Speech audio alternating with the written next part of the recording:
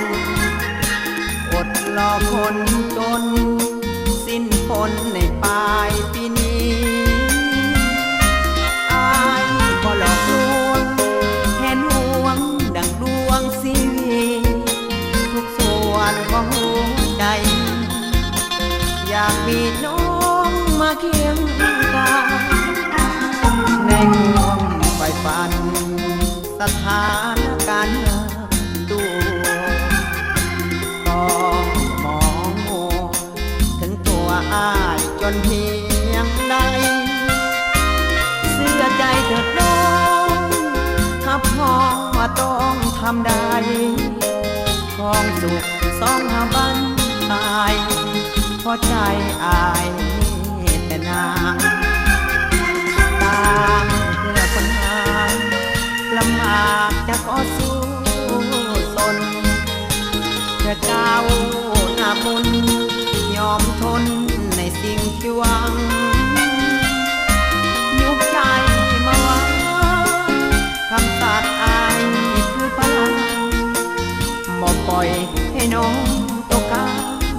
ขอเพียงนางจะได้เปลี่ยนใจหากเหลือสิ่งใด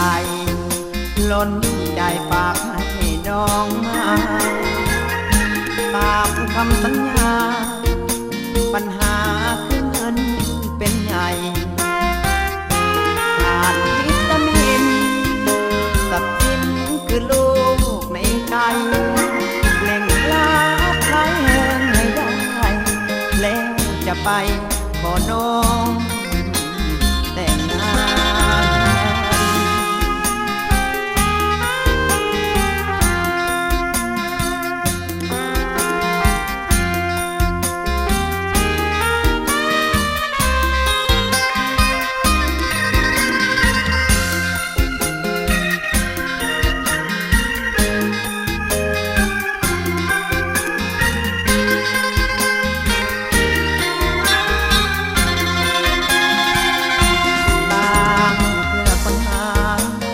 ลำบากจะขอสู้สนเพื่อเจ้าหน้าบุญ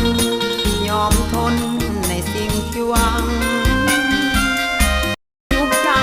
มาว่าคำตัดอายคือพลังบอกปล่อยให้น้องตกค้าง